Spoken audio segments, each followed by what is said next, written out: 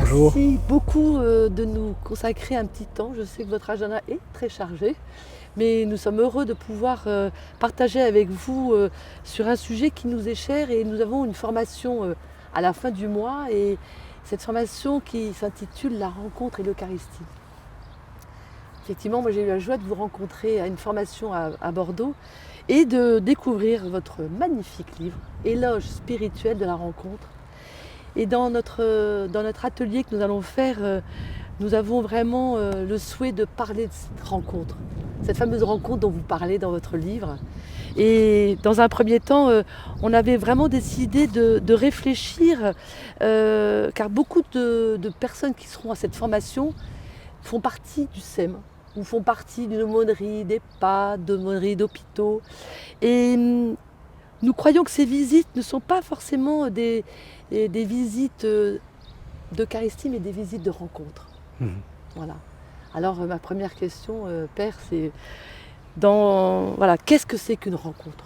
Qu'est-ce que c'est qu'une rencontre? On n'en vit pas tant que ça dans une journée parce que la plupart des personnes que l'on croise, on va dire, c'est de manière assez fonctionnelle, assez utilitaire, assez formelle. On échange des informations, on échange des...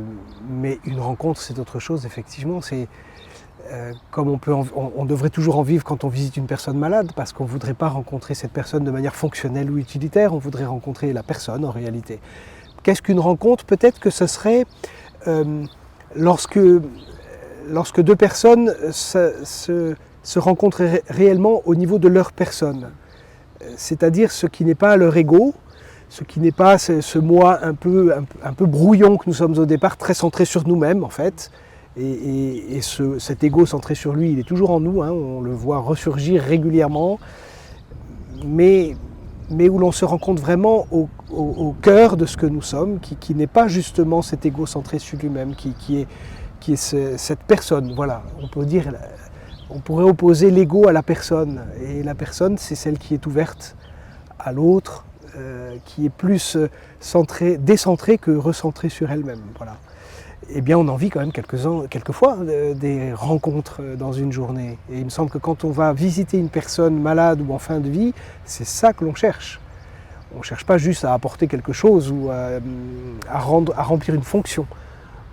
On souhaite vraiment rejoindre une personne dans ce qu'elle vit profondément, dans ce qui fait son quotidien, dans ce qui fait son souci aussi. Vous parliez des malades ou des personnes en fin de vie, mais il y a aussi toutes ces personnes seules. Oui. Alors nous sommes très sensibles justement dans notre mission du SEM à aussi aller visiter, aller à la rencontre de ces personnes qui ne sont peut-être pas au départ demandeurs de l'Eucharistie, puisque malheureusement on a tendance à mettre le SEM avec l'Eucharistie, mais il n'y a pas autre chose avant l'Eucharistie pour toutes ces personnes? Bien entendu, il y a beaucoup de gens qui demandent à être visités et qui ne sont pas d'abord en demande d'Eucharistie. Et il ne s'agit surtout pas de faire de l'Eucharistie un prétexte à la rencontre, parce que ce serait réduire l'Eucharistie à un outil dont on se servirait pour créer une relation. En réalité, c'est le contraire.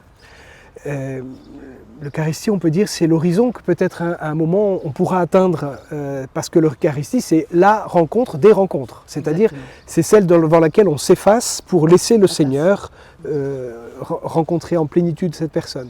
Avant, il peut y avoir plein d'autres étapes.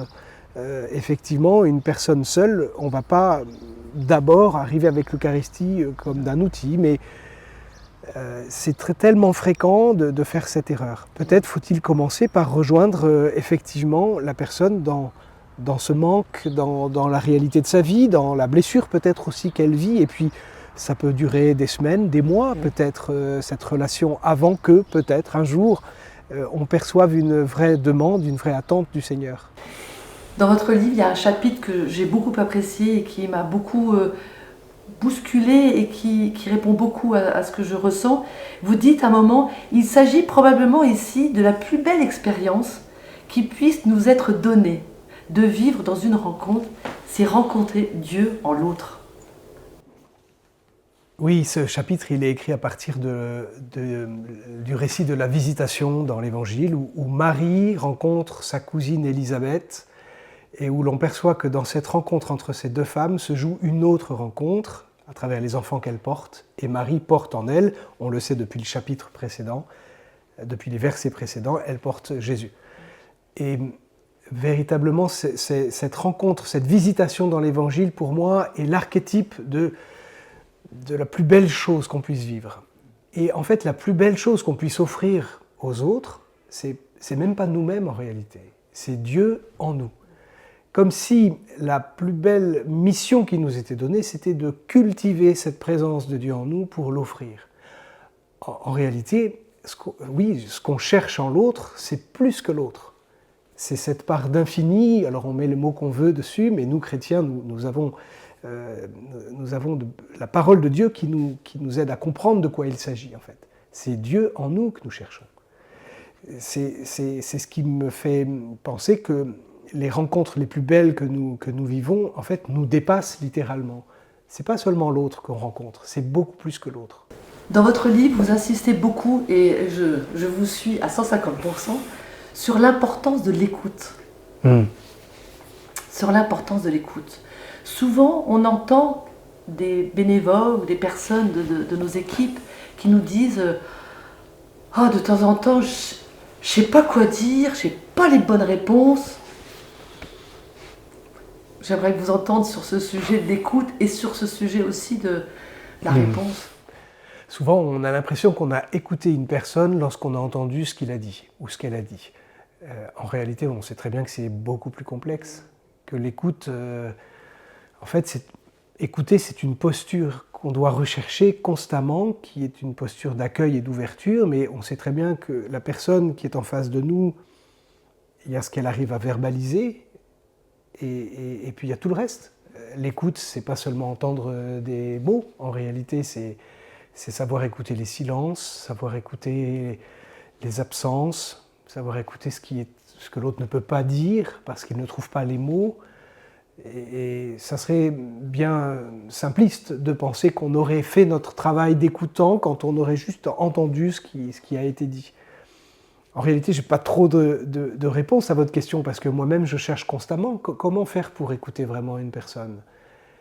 Pour ne pas plaquer sur elle ce que je pense savoir, ce que j'ai interprété à l'avance. Alors c'est particulièrement vrai quand on est face à des personnes qui ont du mal à s'exprimer, qui ont du mal à peut-être même à rassembler leurs idées. Comment écouter dans cette personne la présence de Dieu, puisque c'est ça. Comment être attentif à cela. Ça demande une grande humilité en réalité de notre part. Ça demande une grande réserve, quelque chose qu'il faut cultiver constamment en nous, en fait. Et il ne faut jamais perdre ça de vue, parce qu'on a toujours, moi le premier, on a toujours tendance à oublier cela et à cavaler et à projeter sur l'autre tout ce qu'on croit savoir de lui, quoi. Nos bénévoles du SEM ou des EHPAD, mais je pense aussi à tous ceux qui visitent à domicile. Voilà. J'entends une patiente que j'avais rencontrée tout à fait par hasard et qui donc m'avait souhaité une rencontre et qui me disait avec beaucoup de fragilité et beaucoup d'émotion: ah, du monde, ah oui, j'en vois dans la journée. Mais c'est pas ça que j'attends. C'est pas un turnover de gens qui me passent, hop. Et c'est ça aussi, c'est aussi ce temps. Parce qu'on rentre dans l'intimité de chez la personne. En fait, on s'invite chez elle. Aussi, comme dans une chambre, dans un EHPAD, hein, on s'invite aussi. Bien sûr. Est-ce que je peux rentrer? Est-ce que je peux m'asseoir à côté de vous? Et je crois que là aussi, on a peut-être aussi besoin de travailler cette entrée en rencontre. Parce que voilà, on a l'impression qu'on rentre dans l'intimité de la personne. Et c'est très beau ce que vous dites, ce que rapportent des personnes qui voient beaucoup de monde, mais ça ne les rassasie pas. Non.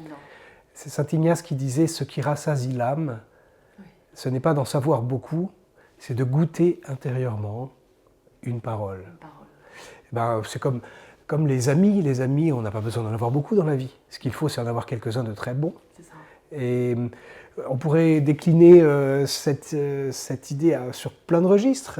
Dans la vie, en réalité, ce qui importe, ce n'est pas de vivre longtemps.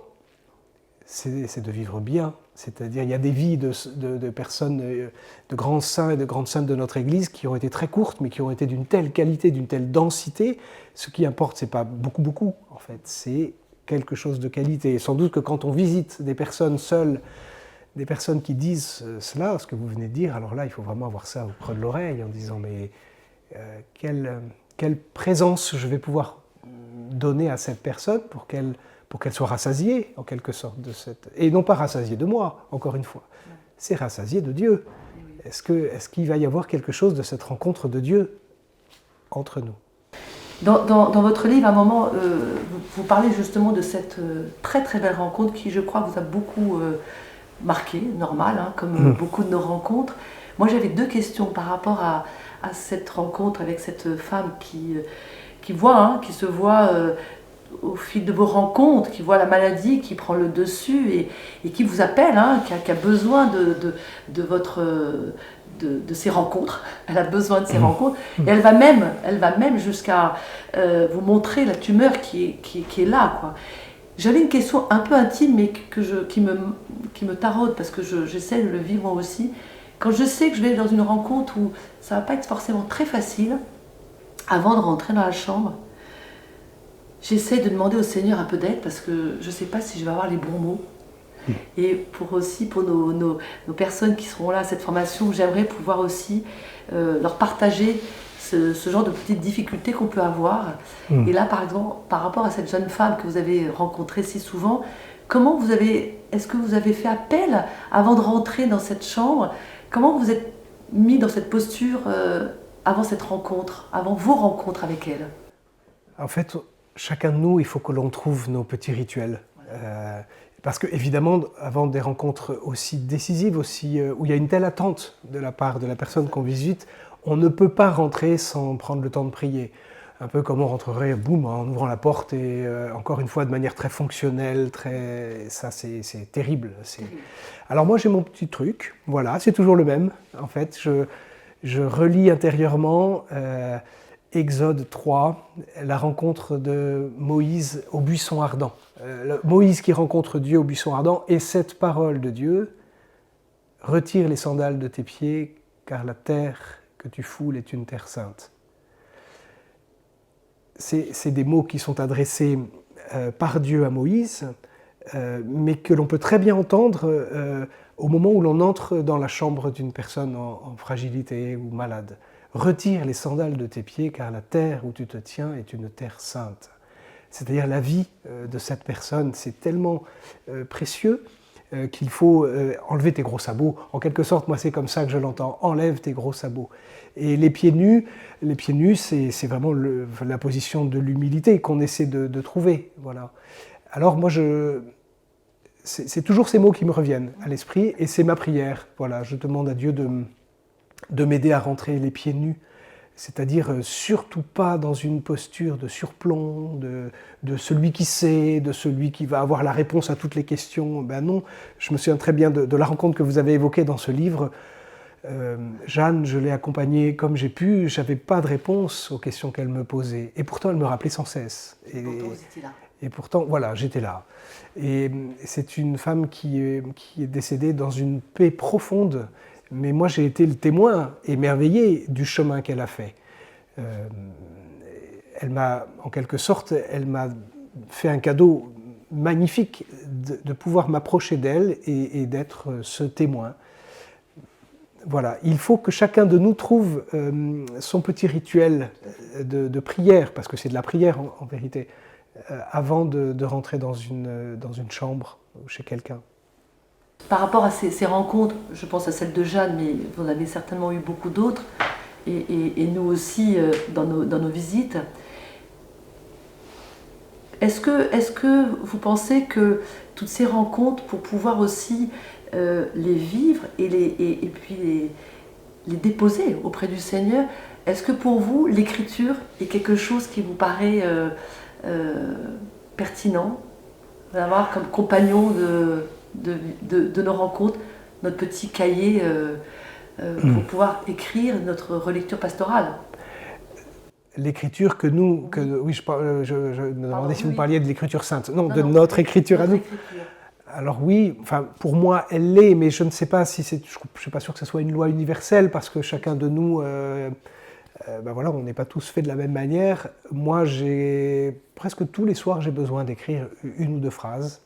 Après, la prière du soir, en fait, la prière du moment où on se couche, pour moi, c'est la prière de relecture, où je relis la journée. Donc, forcément, dans cette relecture émerge l'une ou l'autre chose. Souvent, ce sont des rencontres. Et effectivement, l'écriture, c'est vraiment, pour moi, le moment très important où je vais mettre des mots, les mots de cet instant-là, sur ce que j'ai vécu. En fait, c'est précieux d'abord au moment où je le fais parce que ça m'aide à poser ce que j'ai vécu, et puis ça m'aide sur la longue durée parce que régulièrement je vais relire mes notes. Et c'est comme ça qu'après on peut écrire des livres en fait. Hein. C'est en ayant gardé mémoire. Parce que pour moi, si je n'écris pas, j'ai l'impression que la vie, il y a tellement de densité dans la vie que ça me file entre les doigts et que j'ai l'impression de l'oublier aussi peut-être. De l'oublier et puis de ne pas pouvoir goûter en fait. Or c'est tellement précieux de goûter et de regoûter. Comme on ressort des plats qui ont mijoté longtemps, de regoûter des rencontres qui nous ont édifiés, en fait. Oui, et qui nous ont fait aussi cheminer. Et qui nous ont fait avancer, oui, c'est vrai. On a souvent, dans nos rencontres, des personnes qui nous demandent comment discerner la présence de Dieu dans une rencontre ordinaire. Alors moi, personnellement, je pense qu'il n'y a pas de rencontre ordinaire, mais peut-être que des gens considère qu'une rencontre peut être ordinaire parce qu'elle n'est pas, elle n'est pas sur une maladie ou sur, mais c'est une rencontre ordinaire. C'est une question que nos équipes nous partagent souvent. Voilà, comment trouver et comment ressentir ou discerner la présence de Dieu? Il y a un grave danger qui consisterait à penser que la présence de Dieu serait, comment dire, comme si c'était un constat qu'il fallait faire en fonction de la personne. Et donc, comment discerner la présence de Dieu dans l'alcoolique violent dans la rue qui m'agresse? J'aurais tendance à dire, ben non, c'est pas une figure du Christ, lui. Mais si je fais ça, ça veut dire que je fais de la présence de Dieu un constat que je devrais faire, ou pas, chez telle ou telle personne. En réalité, non, c'est pas un constat, c'est un acte de foi que je pose. Un acte de foi au principe même, c'est-à-dire que le Christ est là, devant moi, même devant le violent, qui m'insulte et qui me crache dessus.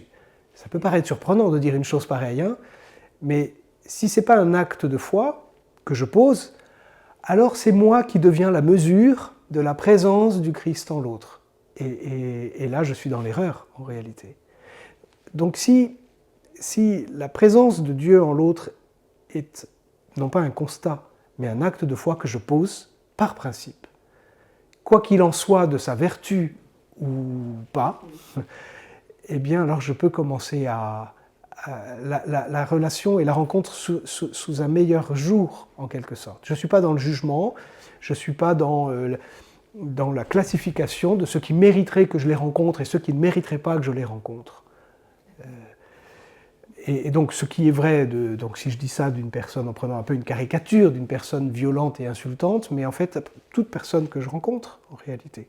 Ce n'est pas à moi de décider si c'est le Christ qui vient à ma rencontre à travers telle personne et pas à travers telle autre. Il vient à ma rencontre. À moi de savoir l'accueillir et l'entendre. Avant de terminer, moi j'avais une petite question parce qu'on n'a pas parlé de l'Eucharistie, on a parlé de la rencontre et c'était le souhait. Et j'espère que nous pourrons travailler aussi sur approfondir après en atelier.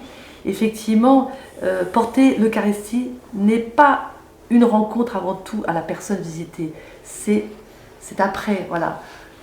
C'est l'importance de la visite qui peut, après peut-être un temps, des semaines, des mois, proposer cette rencontre eucharistique.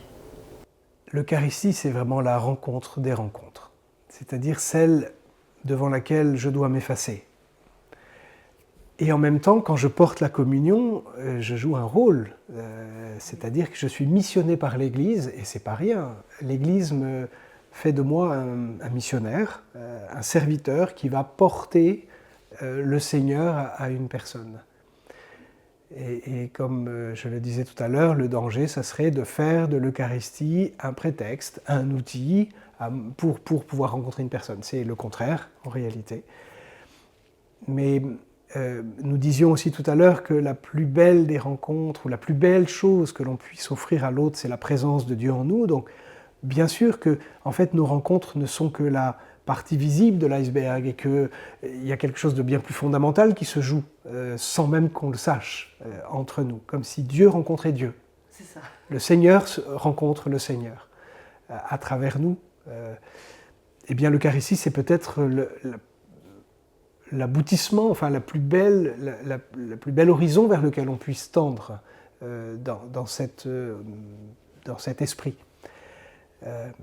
Mais quand nous portons la communion à une personne, bien sûr qu'il y a quelque chose qui se passe entre elle et moi, entre nos paroles, notre prière commune, mais au fond, au final, je perçois bien que je dois totalement m'effacer au moment où cette personne reçoit l'Eucharistie. Avant de nous quitter, j'avais une dernière question à vous poser qui, j'espère, sera un peu pour nos équipes, cette phrase qui les marquera ou ces conseils. Quels conseils donneriez-vous à tous nos bénévoles pour leur prochaine visite après vous avoir écouté? Les conseils, si j'avais des conseils à donner, le premier qui est majeur pour moi, c'est qu'on ne peut pas rencontrer une personne, ça va de soi, sans commencer par prier pour cette personne. C'est-à-dire, avant même de rentrer chez elle, parce que c'est précisément ce temps de prière qui va me placer dans une autre posture. En fait, c'est l'acteur principal de cette rencontre que nous allons vivre, c'est Dieu. C'est ni moi, ni même l'autre, c'est Dieu. Et donc prier pour la personne que je vais rencontrer, ça c'est absolument incontournable. Peut-être un autre conseil, en fait, quoi qu'on en dise, nous sommes tous victimes d'une logique du monde dans lequel nous vivons, et la logique du monde dans lequel nous vivons, c'est toujours plus, toujours beaucoup. Rentabilité, il faut faire beaucoup, il y a tellement de monde à voir, et sous de très bons arguments, oui, c'est des gens qui ont besoin, donc on va aller visiter beaucoup. Mais ça, c'est la logique du monde, c'est pas la logique de l'Évangile, en fait. Et nous avons tant de mal à en sortir, de cette logique de la rentabilité, qui est celle de l'appropriation. C'est la logique de la société de consommation dans laquelle on vit. Eh bien, il faut tout faire pour sortir de cette logique. Tout à l'heure, on parlait de saint Ignace qui nous dit « Ce n'est pas d'en savoir beaucoup qui rassasie l'âme, mais de goûter intérieurement une parole. » Eh bien, on ne pourra pas sauver le monde. Il ne s'agit pas de se prendre pour le sauveur du monde et donc de couvrir un territoire gigantesque et de voir toutes les personnes en souffrance, mais de vivre chaque rencontre de manière intense. Comme une rencontre unique. Comme une rencontre unique, parce que de toute façon, les vraies rencontres ne sont qu'uniques. Et donc, bien sûr, si je ne peux pas rencontrer 10 personnes dans la même journée, eh bien, en fait, ce n'est pas ce qui m'est demandé. Ce qui m'est demandé, c'est de vivre pleinement ce que je dois vivre. Il y a un conseil de Jésus très beau quand il envoie ses disciples en mission. Il dit, quand vous serez accueillis dans une maison, restez-y. Ne passez pas de maison en maison. Qu'est-ce que ça veut dire, ce rester là ? Et en mangeant ce qu'on vous servira. C'est-à-dire, il nous demande d'être en position d'accueil et de ne pas passer de maison en maison comme des productivistes qui devraient rentabiliser leur journée. Eh bien, cette parole, elle peut vraiment nous éclairer dans la manière dont nous visitons les personnes. Restez-y, prenez du temps, ne calculez pas. Appréciez, goûtez, laissez-vous accueillir. C'est ça. En tout cas, merci beaucoup pour ce temps partagé, vos mots qui vont nous apporter et nous permettre aussi de travailler avec tous ces gens qui ont ce souhait aussi d'être au plus ajusté à la personne. Et donc, grâce à ce temps et à votre magnifique livre, je fais un tout petit peu de pub, mais vraiment, c'est une pépite. Vraiment, merci beaucoup pour ce partage aussi On sent beaucoup d'amour aussi. On n'en a pas parlé, mais l'amour est très présent dans votre livre et l'amour est forcément très présent dans nos rencontres aussi. Bien sûr. il y a cet amour, en tout cas que moi j'ai beaucoup ressenti, et un grand merci pour ce temps et très bon carême à vous. Merci à vous. Merci. À bientôt. Merci.